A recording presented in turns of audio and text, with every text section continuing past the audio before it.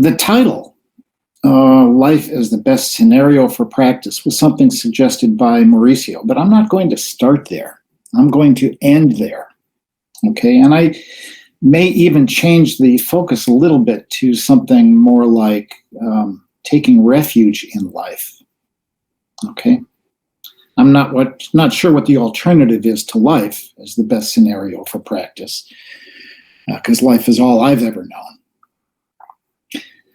But by way of background, I want to say a little bit about Buddhist psychology, because there is a language of the mind that is very detailed and explicit. Most academic psychology is what we could call third-person psychology. That is to say that as a science, we try to study what can be studied objectively, right? So we study other people, often many other people, to try to infer something about all people. It does not tend to study personal experience because it is so subjective that it is not available to other people to confirm or disconfirm our experience. So subjective experience is not a fit subject for the scientific method. It's also a problem because our own subjective assessment of ourselves, as we know, is very prone to being distorted, right? By our defensiveness, by our illusions, and just general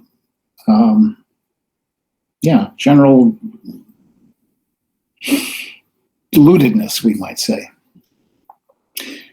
Now, some psychologists or scientists will study the individual case.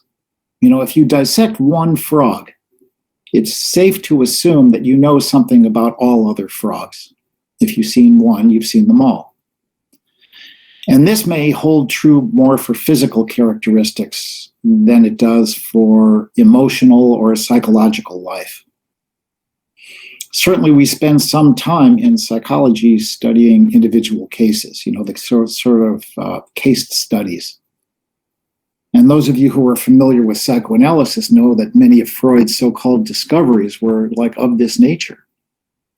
He made massive, big conclusions about all human beings based on in-depth studies of single individuals, the cases of Anna O or Judge Schraber and others. But even in those situations where we're studying one other person, this is sort of second person approach. We're looking from the outside toward another. And, you know, in recent years, there have been more efforts to try to bring scientific methods to studying subjective experience, particularly through looking at brain correlates of mental activity. But that aside, Buddhist psychology is a bit different in its intent because while it's very empirical, it is not scientific. It is our investigation of our own lives is based on evidence. But there are different kinds of evidence. And this is sort of worth understanding. We might imagine that there are sort of three levels of knowledge. One is that what we might just simply call opinion, right? Not particularly guided by reason or anything systematic, but mostly influenced by our desires, and it's highly subjective. Then there's the knowledge or understanding that we gain by rational deduction, and this is more associated with the scientific method. And so we gather data and evidence, and then we apply logic and rationality to arrive at conclusions about phenomena, right? It's useful, it leads to scientific knowledge, and it is less subjective. It aims to be objective. The third level of understanding, if you will, sometimes described in Buddhist psychology as bodhi, it's the sort of knowledge or illumination that is attained by a mind that does not stand apart from the object of what is known. I'm not going to spend a lot of time on this because it's kind of hard to grasp. But in this, there is something that is insistent, that lies beyond our ability to say, to negate it. It's not like syllogistic logic. Rather, it is the truth as inseparable from it being a condition of our being. So it too is subjective and not subject to scientific understanding. But this is the level of understanding that actually changes us, that makes a difference in our lived experience. You know, a simple, trivial example is that if you stub your toe, there is no arguing about whether or not it hurts. And it doesn't matter whether another person can fully understand that your toe is hurting. It's known. It is absolutely known. So in those first two levels of knowledge, we could say there's a difference between the knower and what is known. But in this third level of understanding, there's a way that what is known cannot be separated from the knower, where the mind is completely identified with the object of our perception and understanding. And this leads to a kind of certainty. So I mention all of this because it's useful to understand the scope of understanding that we seek in our mindfulness practice. We're not trying to illuminate the world or to generate principles, right, that apply to all things in all times. Rather, our focus is radically subjective. Right? We study the world, but it's not the world that's out there of the things. We're not looking at physical phenomena and the laws that guide the physical world. We are interested in the world as it is known in this body, right, in this mind. In that sense, our focus is entirely phenomena, right, or the experience of phenomena. So we begin and end with a really careful consideration of what can be known directly, not through reasoning, and not through opinion, and not through discursive thought. What happens when we look at our actual experience of life, moment to moment, directly, setting aside all of our preconceived ideas? This is one way we can understand mindfulness. That through the practice of mindfulness, we are training the mind to become focused, a kind of a highly acute instrument of observation. And having done that, then we apply that capacity to the investigation of our own actual lived experience, moment to moment. Right. So the conclusions, what it is we see, may wind up applying to others, but that's not where it is intended to take us. You know, we're not looking for universal truths or philosophical conclusions, and certainly no metaphysical speculation. Rather, we study experience to help us know what is so for us, and particularly as it pertains to the important matters of happiness and unhappiness. This is why we do it. Whatever truth we arrive at, these are not hypotheses or propositions, except insofar as they are offered as something to be examined in the laboratory of our own experience. Right? They're not things that we hold apart from ourselves to be accepted out of faith. Now, when we think about our lives, we tend to apply the old familiar ideas about ourselves again and again. And so we kind of remain in the area, the domain of opinion. Or put differently, when we think about ourselves, we tend to use our old, well-practiced ideas, right? Well-practiced habits of thought. Well, who am I? Well, I'm this sort of person, or I'm a dog person, or I'm a cat person, you know, or I'm a person who hates cilantro, or all of these ideas that we wind up holding. Now, we may enter therapy to try to begin to lift the veil of our illusions a bit to arrive at a more accurate account of who we are. But this too is pretty heavily shaped by ideas and thoughts and concepts, even though we may take a deliberately greater account of nonverbal elements like emotions. But our mindfulness practice differs in that we're not traveling what we might say the thought road. We're stepping off the road of all of our familiar ideas and our thoughts, because our thinking tends to be so conditioned by past practice, by memory, by expectation, by mental habit. And instead, we examine life not as a concept of my life, right? But as it is known directly, subjectively, moment to moment, indirect experience, right? With a focused mind that is curious, undistracted, and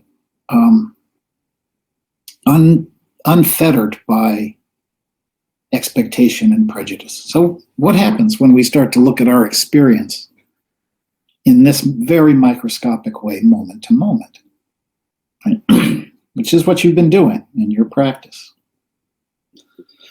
Well, first, of course, we find the effort frustrating. Not looking at every moment-to-moment experience is pretty useful because it's very efficient to not have to examine or think about every breath, every step, every bite of food. And because we're unused to it, the mind rebels, right? It doesn't want to be so confined, so boxed into this moment and this moment and this moment. We're quite used to giving ourselves full permission to roam the forests of our imaginations. So moment-to-moment experience can often simply seem too ordinary and dull to merit our interest, or even a little bit unpleasant. So why ever would we want to linger there? But when we begin to summon interest and curiosity and watch what is actually arising in experience, there are some interesting and useful surprises. So among these surprises, one of them is, this is really hard to do, right? The mind pulls constantly toward things that are more entertaining, right? This is the pull of desire because we want more ease, more comfort. We want things to be stimulating and to be entertaining. And when we resist that movement, we find that settling on this moment-to-moment experience is often hard. So we can settle on moment-to-moment experience and discover that that everything that we know in a certain respect, everything we know moment to moment, amounts to a flow of experience, right? And that experience is known through one of our 6 senses. So normally we think about our senses as there being 5 of them, right? Of physical sensations and smells, sounds, tastes. I think I've left something out. But the point here is that we've added here to the list of senses the mind as well, because we can know things in the mind that are not arising through the other 5 senses. So a memory, for instance, is an example of that. So when we pay close attention, what we notice is that everything we know is something that is arising at one of these sense doors. And it's a constant flow. And it does not stop, except perhaps in sleep. When we pay even closer attention, we begin to see that there are certain qualities to this experience. One of them is that it is changing all the time, right? It is a flow. There is no moment that is stopped and arrested, and that no single experience that we have ever had lasts indefinitely. So while experience that is arising in the moment can be known and we can acknowledge it, we can't really hold on to much of anything because it is constantly shifting. No sooner does something arise in experience than it begins to slip away into change. Another thing that we begin to notice if we pay close enough attention is that in that flow of experience, almost everything that comes to us is marked often with a certain quality of feeling, which is to say, we like it, or it's pleasant, it's kind of unpleasant, and we don't like it, or it has no particular feeling tone at all, and we tend to not be very interested in it because it doesn't grab us in the way that either pleasant or unpleasant does. Still, another thing that we might begin to notice is that this whole thing is a little distressing because we're used to imagining that we have control of our minds. I mean, if we don't have control of our own minds and bodies, then what kind of control do we have at all in our lives? But when we look really closely, we begin to see how very little control we really have of what's going to pop up, right? Or little ability to be able to rid ourselves of some momentary experience. You have a difficult emotion. And what happens in your efforts to try to be rid of it? Well, we're not usually very successful. So this is just a few of the things that we may begin to see when we sit down and observe our own experience directly. So why are we bothering with all of this? Well, maybe we could agree that, broadly speaking, almost everything we do is in service of our effort to be happy, or to avoid what is unpleasant, to try to avoid what is unsatisfactory or painful, and to chase and to try to hold on to what is satisfying and fulfilling and pleasant and appealing. Right? And this might even be said of our long-term enterprises, things like getting an education or exercising, right? These are all in the service of our expectation that they will pay off in terms of long-term happiness. Even our altruistic actions, very often are in service of what we think will bring satisfaction and well-being, because we may perceive that our well-being and happiness is tied up with the well-being of others. So all of this, all of our activity to try to chase well-being and happiness and to try to avoid pain works, but only to a certain point. And then it begins to break down. And if you consider all the things that you've done to feel good and to be happy, maybe you find that the thing that you've chased with great urgency has worked. So maybe now you have a new job, a new partner, a home and a career. Maybe you have some money in the bank. All of these things which, when missing, felt like the cause of your restlessness and unhappiness. And indeed, there's satisfaction and security to be found in these things.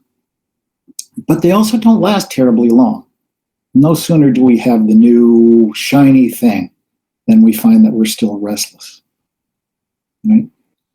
And that's because even our moments of satisfaction are just moments of satisfaction, and like everything else in the flow of experience, they arise, they stay for a bit, and then they pass. They cannot be held onto indefinitely. They can't be held and grasped. Right? So this is one of the insights that comes to us with our meditation practice, which is that everything is changing, and that our efforts to try to find a permanent place to rest tend not to succeed, because there's nothing that we have that cannot, in the next moment, in principle, wind up being lost or being replaced by something else. So, why do we meditate? Well, it's not different from this. We meditate because there too, we think it's going to make us happier.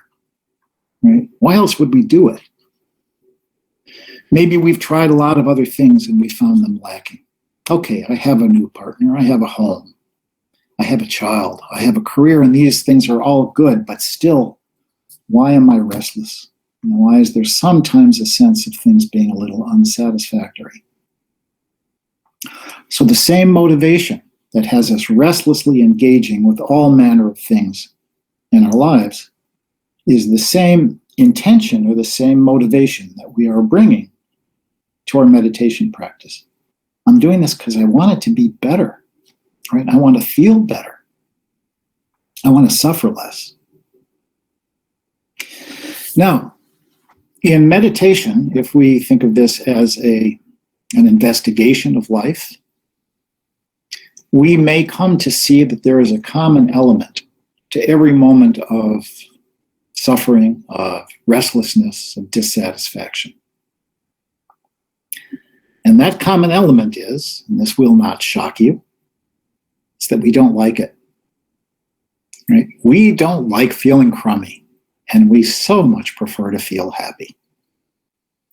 When we are restless or unhappy or frustrated or angry or suffering in any way, small or large, there's an automatic and natural response of the mind to resist it, to try to reject it, to try to control our experience, to escape it, or to avoid the things that we think are going to make us suffer. Whether it's big suffering or small suffering, we simply don't like what is unpleasant. And conversely, we are drawn to what we find to be pleasant, and we try to get more of it and to try to hold on to it and to protect it and to grow it. Right? I think this is natural. This is absolutely baked in to who we are as people, that we like what is pleasant and we don't like what is unpleasant. But when we continue to investigate our experience, we can actually discover that there are multiple dimensions to what is arising in each moment. Something pleasant might arise or something unpleasant might arise, and we respond to it then with our effort to manipulate that experience, to hold on to or to grow what's positive, or to push away and reject what is negative. And this comes up so spontaneously with the basic experience itself that we don't perceive that there are different dimensions to what is occurring. There is what is occurring, and there is our reaction to it. I stub my toe, and there is pain, and it's like, oh, I cannot bear this. I'm so stupid. Or why did somebody leave the furniture where it is? Right? So, when we are suffering from something, there is some unpleasant event and our reaction to it, but these two events arise so much baked in with one another that we take them to be one single event. And so that things that are difficult, that cause us suffering, we somehow imagine the suffering is inevitable, that it is baked into that experience. Right? But our suffering, subjective suffering, is increased in direct proportion to our need for things to be different from how they are. I'm going to say this again because it's important. Our suffering is in proportion to our need for things to be different from how they are.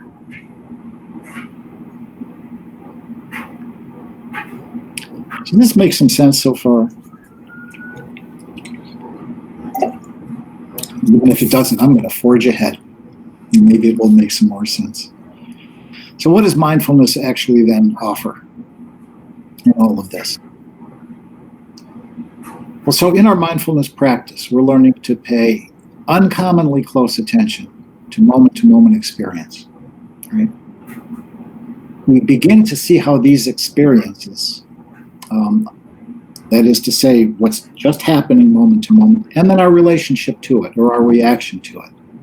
These are actually separate moments of experience, separate events. And while they seem to be one thing, on close examination, we begin to see that our reactions are not an inevitable product of what's occurring. This is a silly example, but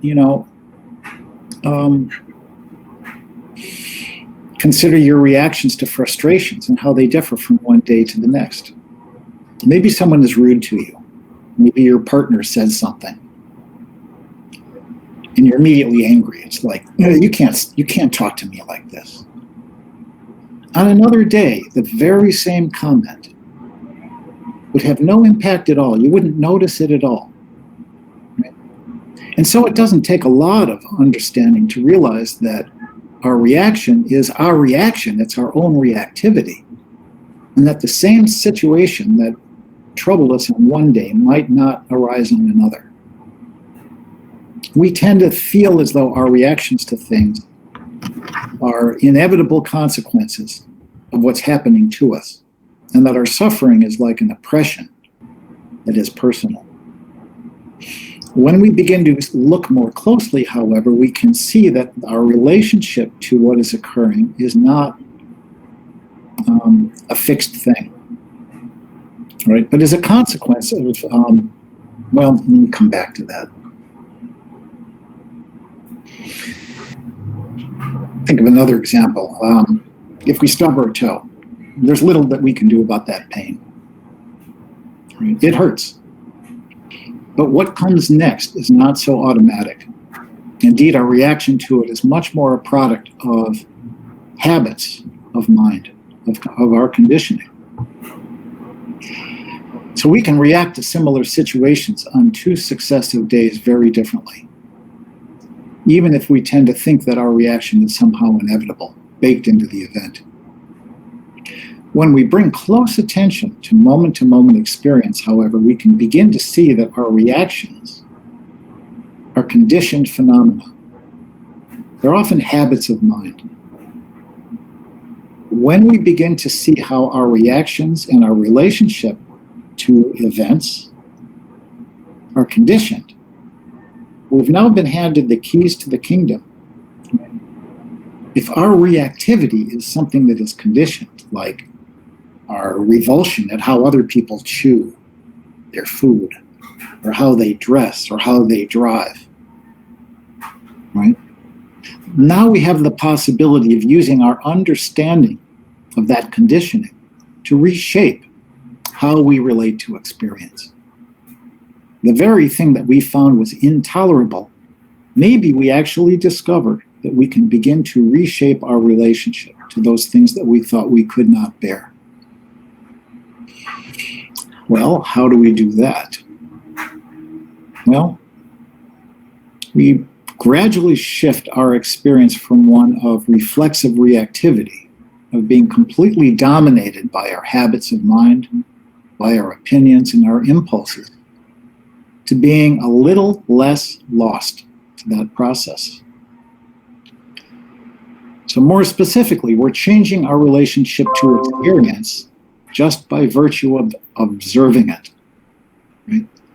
The very fact that we bring energy to attention to moment-to-moment experience, which is exactly what you're doing when you practice mindfulness, we are now subtly beginning to change our relationship from being lost to simply observing. So in a sense, it's like we're going from, oh no, not this, I don't want anything to do with this experience, to one of, this is happening now. How can I be with it? Can I be with it? Can I be with it just as it is?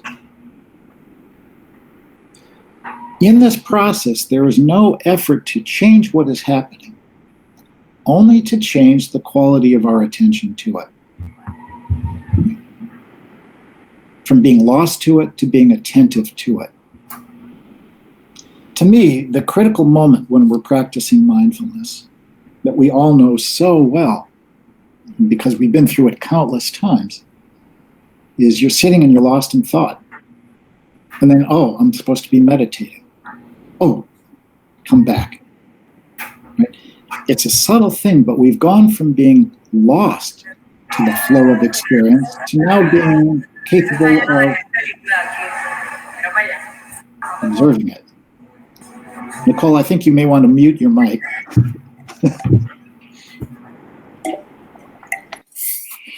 That moment of waking up, this is a little moment of enlightenment. It's a moment of going from being possessed, completely identified with the flow of experience, to now simply observing it.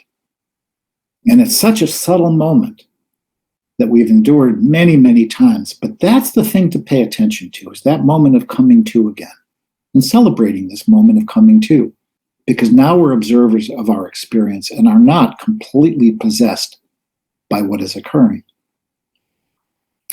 So we're not trying to control anything except the quality of our attention. Now, what we may notice is that it may still be unpleasant. Maybe there's pain in the knee, right? Or restlessness, or all the kind of unpleasant things that come up in our mindfulness practice. And we will always prefer what is pleasant, what is beautiful, what is satisfying. But what we begin to do by the willingness to come back to observing it, just to seeing it, is that we can begin to relax the need for it to be different from how it is. Right? We begin to rest in this, whatever this is, just as it is. We're gradually beginning to let go of our restless effort to control and manipulate our experience. So yeah, this too is being done in the service of trying to feel better, of seeking greater ease and greater peace. But it's not through our controlling our experience. Paradoxically, it is by letting go or relinquishing our need to control it. Right? This is really contrary to our instinct that says, if it's unpleasant, I need to get out of here. I need to fix this. Instead, what we're asking of ourselves is, can I be with it just as it is? And these, by the way, are words that I will often use in my own meditation. I will say, what is already present that wishes to be known? And can I be with it just as it is? In one particular form of meditation that's taught typically in Burma, is noting practice. And some of you may be familiar with this, where moment to moment we're paying really close. We're naming what is occurring. Itching. Oh, it's unpleasant. Restlessness. Breathing in, breathing out. Breath, sound, hearing. Oh, now I'm lost in thinking. And the purpose of this noting is to bring a certain level of precision to our mental noting, and also to kind of correct our aim so that our attention is always coming right back to whatever it is that is arising. I've kind of distilled that practice for myself and down to one mental note. And it goes as follows. This. In any given moment, if my mind is distracted, I'm just always redirecting myself to whatever this is. Not this as I think it ought to be if I were a better meditator, but this as it actually is, this breath, this moment of annoyance. Right? This is, by the way, is life. Life as it is manifesting or expressing itself in this moment. So this is turning toward life. And we could talk about turning toward life as a sort of a lovely sentiment, something fit for a greeting card. But it is deceptively difficult, because when we fully embrace life, when we turn fully toward it, it will break your heart. Right? Because it will always be, and often unexpectedly, marked by losses, right? by losses, some of which are greater than we think we can bear. Or maybe we will find ourselves in life to be in the company of something we feel we cannot tolerate, like a life-threatening diagnosis or disease. When we turn toward life, moment to moment under such circumstances, there's often very little about it that is terribly lovely. Sometimes it is simply hard. It is hard. We imagine that when we practice mindfulness, we're going to inhabit some kind of a lofty, beautiful space all of the time. And it isn't like that, because life isn't like this. And we're turning toward life as it is, moment to moment. And it takes real courage. So turning toward life then means what? It means dropping our expectations as best we can. Sometimes even dropping our hopes, which is nothing really but living in some abstract future. It is the naked and courageous willingness to stand unprotected and undefended in the heat of life as it is, whether it is cruel or kind, or joyful, or unthinkably sad. And we do this not because life is in any moment to our liking, but because life is always true in the sense that it is always, always as it is. Right? When we do this, when we stand right in the center of our own lives, undefended, open-minded, open-heartedly with close attention, it does open this heart of compassion. And we can learn to be fully in the flow of things and not unduly thrown around here and there by our preferences. What we do is we begin to learn that we can hold everything in the limitlessness of open awareness and a compassionate heart. This may not be what we're bargaining for when we begin our practice. We just want the good stuff, and we don't want the bad stuff. I think about a friend of mine who is a Dharma teacher, and she said that many years ago, her Zen teacher asked her, well, why do you want to do this? And she says, I want everything. And he said, well, if you do this practice, you'll get everything. And she said she didn't really understand for many years that what he meant was you get everything, right? Everything without discrimination. When we get into our mindfulness practice, it's because we think we're going to get rid of the bad stuff and only hold on to the good stuff. And really what we're getting is everything. We sit still on the cushion and we don't turn away when difficulty arises or when peace and serenity arises. We treat it all the same way. We are cultivating a mind and a heart that greets everything, where everything can find a place, but not a permanent home, because we understand that things move on.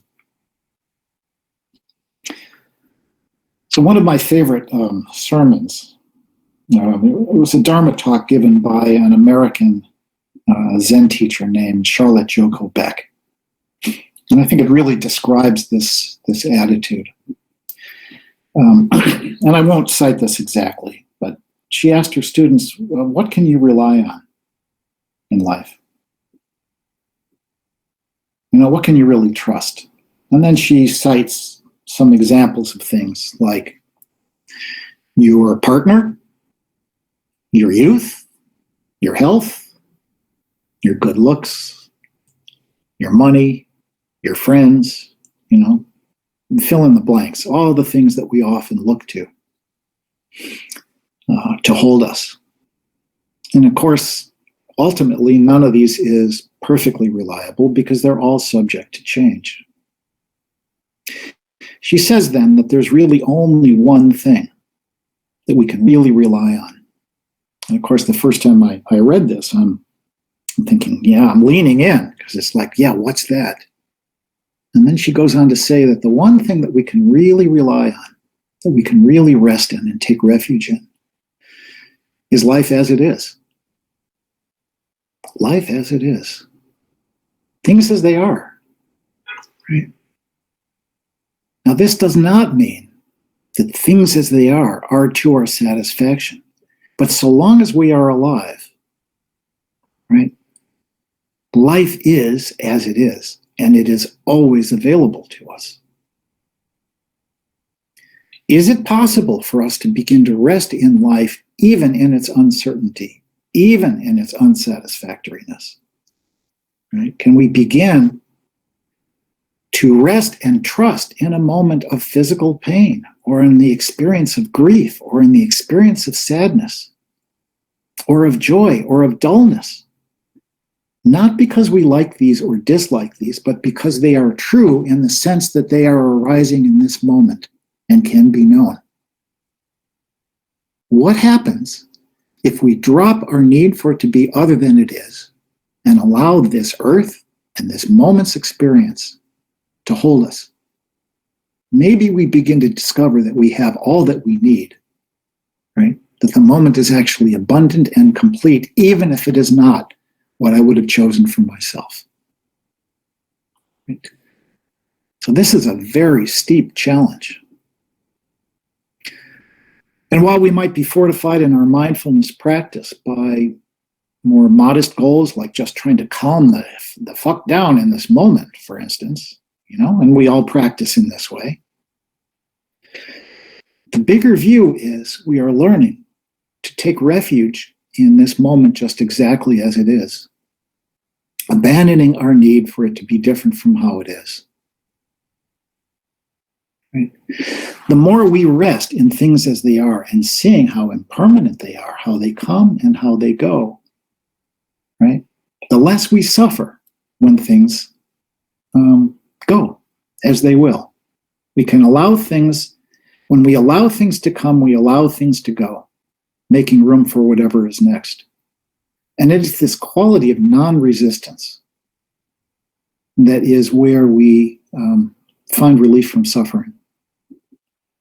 In other words, it's not because we have eliminated all that is unpleasant and replaced it only with pleasant experience, which is, of course, unrealistic. But rather, we have learned to be able to rest with it as if it is enough. Yeah. So this is what I'm thinking of as life as the best or only scenario for practice. I fear that, I suspect this is not often what people want to hear, which is that if we continue to practice, all of our problems are going to be solved, right? That was certainly my wish. I was going to become a better human being, I was going to get rid of all the stuff about myself that I didn't like, and I was going to accumulate all of these great new qualities. And it doesn't seem to work like that. Everything is sort of laid bare, whatever our personal problems are not so much solved as they are revealed to us. Now what are you going to do? But of course, it is having these things revealed to us that makes it possible for us to work wisely with them in a way that our efforts to control and create some idealized view of ourselves and idealized view of our lives makes really difficult. I'm finding these days difficult because I think the world is in such grave danger. And that's a constant challenge, right? Am I to be okay with this? How am I to hold this? How am I have a dear friend who I was with last night, a dear friend who has cancer. And I'm with him and I feel great love and I feel such grief. I don't want that grief. But boy, it is real. It is authentic and it is trustworthy, right? Our experience of this moment is fundamentally trustworthy when we're not caught up in our reactivity. How do we hold our own suffering? Am I suggesting here, or is our meditation practice suggesting to be okay with that? Can you be okay with what is not okay? What does that even mean?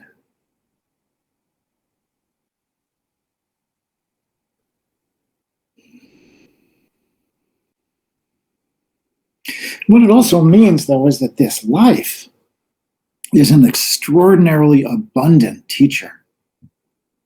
Right? There is nothing in our lives that is not there to help teach us. Because in every moment we are offered the same challenge of asking of ourselves, can I be with this? Can I be with this? And more importantly, when you find yourself suffering, however that appears to you, big suffering, small suffering, unsatisfactoriness, supported by our mindfulness practice, we notice that that's happening. This is a moment of suffering. Right? If we don't notice it in this clear way, we're just simply thrown about. We're possessed. But in the moment of saying, oh, this is a moment of suffering, can I be with this? What is this experience? Right? Suddenly, that moment of suffering becomes an invitation to investigate. Can I be with it? What am I holding to? What is it that I feel I need? How is it that I feel I need this moment to be different? And can I experience that directly as well? And what this means then is that instead of moving through our lives and through our experience as if it was an obstacle course of difficulty to be avoided, we can instead begin to embrace all of it, irrespective of whether we like it or don't like it. Oh, it's this. Now it's this. It's this.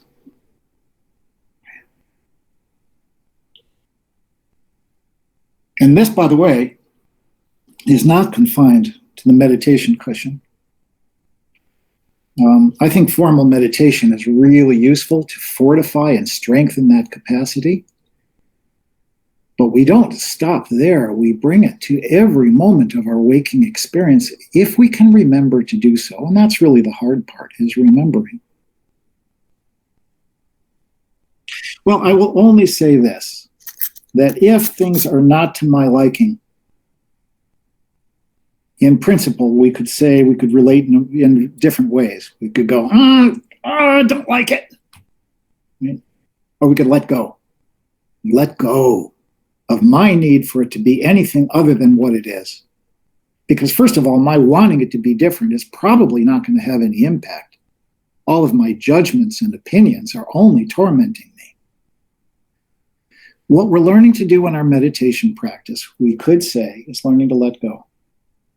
Let go of everything, including that restless habit of mind that says, not this, I want that and not this. Letting go of our opinions. And in this sense, we're letting go of our need for it to be different from how it is. And now it gets much simpler. It's just a moment of sadness. Uncomplicated sadness. Uncomplicated joy. Because there's no separation. So I hope that speaks to this question a bit. No, they're just different language talking about the same thing, the language of letting go. This question comes up often. Is this a formula for becoming complacent?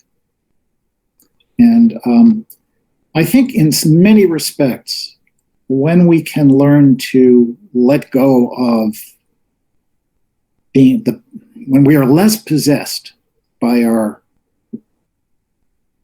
habits of emotion and reactivity, it makes us more fit to enter into the battlefield that is life. If you're engaged in activism, you will become more effective because you have learned not to become entangled emotionally with every setback.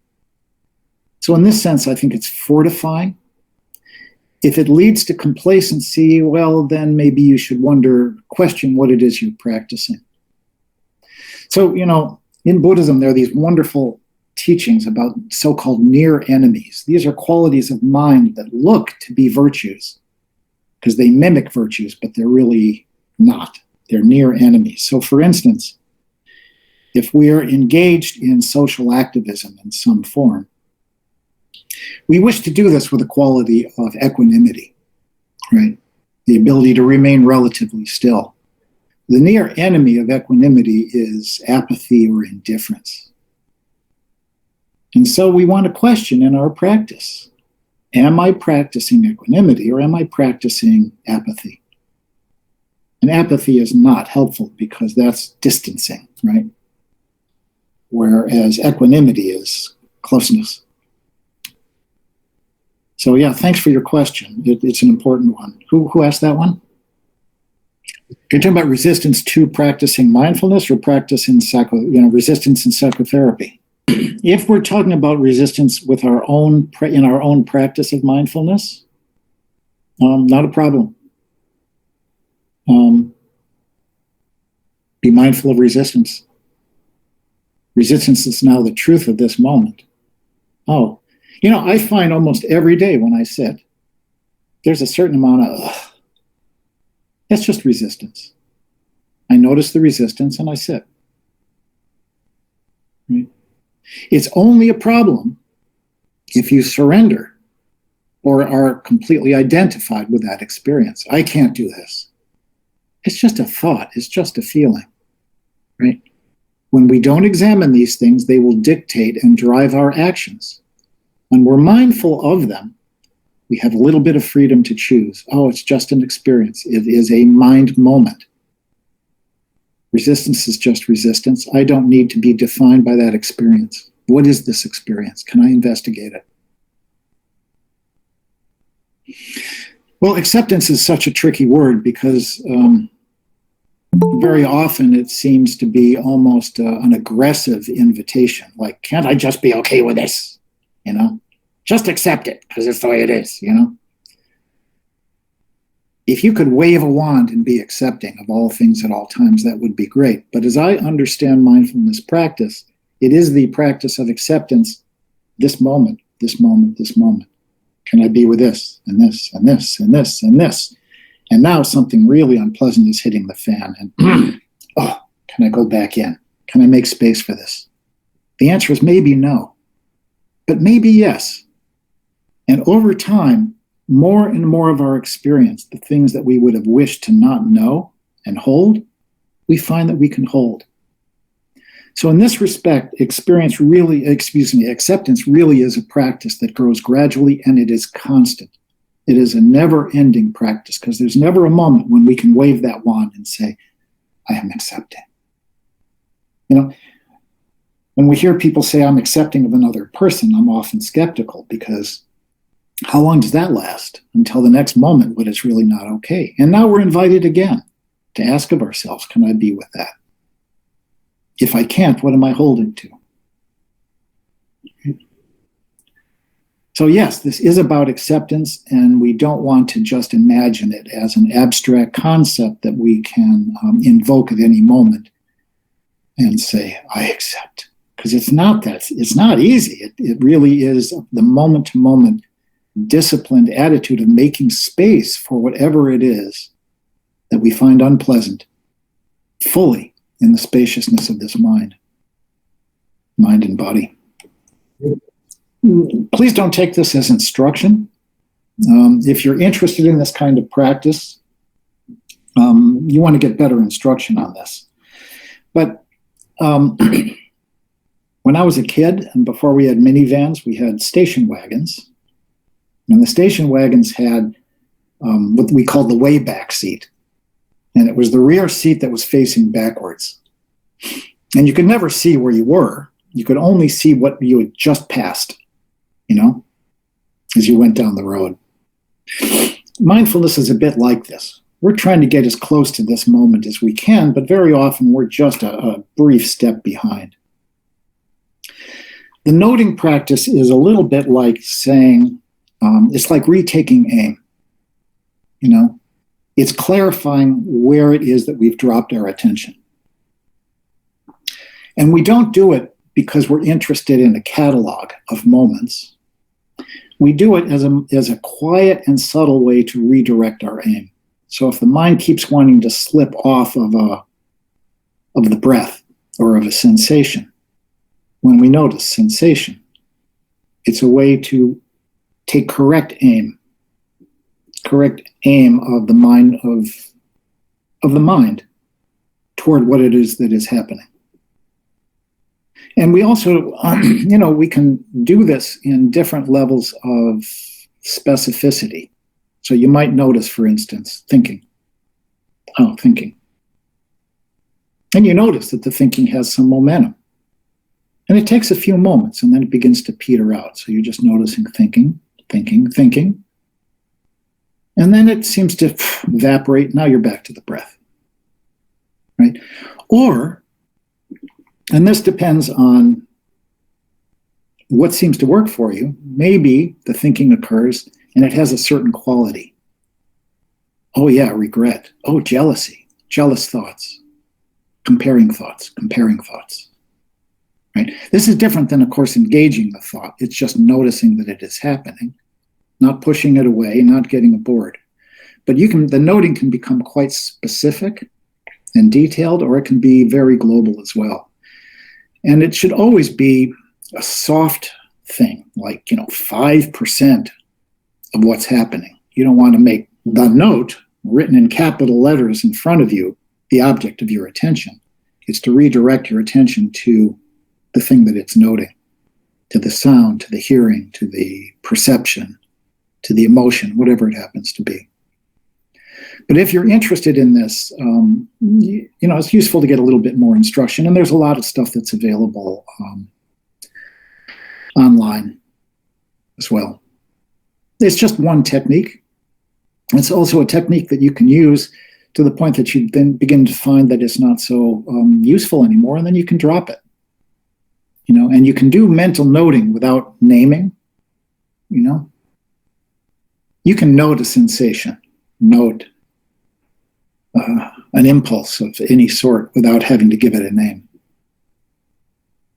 But, as we become more adept in our practice, we're learning how to work with this moment. And sometimes we're using blunt tools, and sometimes we're using really refined tools. Sometimes we're counting breaths. Sometimes we're focusing on the breath. Sometimes we're allowing the awareness to drop wide open and receive whatever is occurring without a particular focus. There's no one technique that works for all people, and there's no one technique that works for one person all the time. We're learning how to work with our minds depending on what is arising in the moment. So maybe we're at the end here. So again, thank you all. As always, my standard of success in this is if you keep going, if you just keep looking into this for yourselves. So you're in good hands here with Mauricio. Thanks for showing up today and for your attention.